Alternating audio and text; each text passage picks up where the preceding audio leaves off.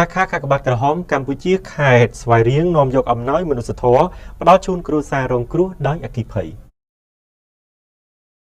នាសប្តាហ៍កន្លងទៅនេះលោកជំទាវដួងវណ្ណាប្រធានកិត្តិយសសាខានិងសហការី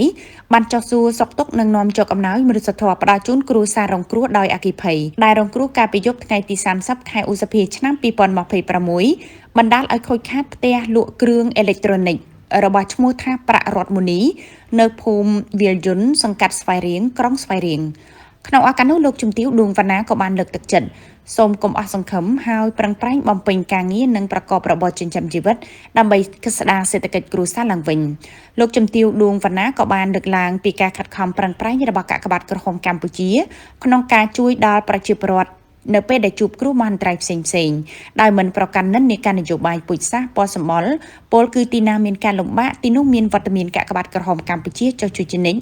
ជាក់ស្ដែងអំណោយដែលយកមកផ្ដល់ជូននាពេលនេះគឺបានមកពីការបរិច្ចាគរបស់សប្បុរសជននានាអ្វីត្បិតតែមិនស័ក្តិសមទៅនឹងអ្វីដែលបងប្អូនបានបាត់បង់ក៏ពិតមែនតែក៏អាចជួយសម្រាលនិងដោះស្រាយបងប្អូនបានមួយរយៈពេលខ្លីផងដែរ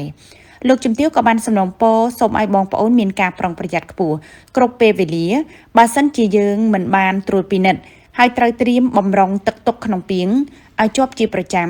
ងាយស្រួលនៅពេលដែលមានបញ្ហាអ្វីកើតឡើងអាចជួយសង្គ្រោះបានទាន់ពេលវេលាហើយពេលចេញទៅណាមកណាត្រូវត្រួតពិនិត្យនៅឧបករណ៍អគ្គិសនីផ្សេងៗឲ្យបានដិតដល់ជៀសវាងមានគ្រោះអគ្គិភ័យកើតឡើងជាជាក់តាហេតុ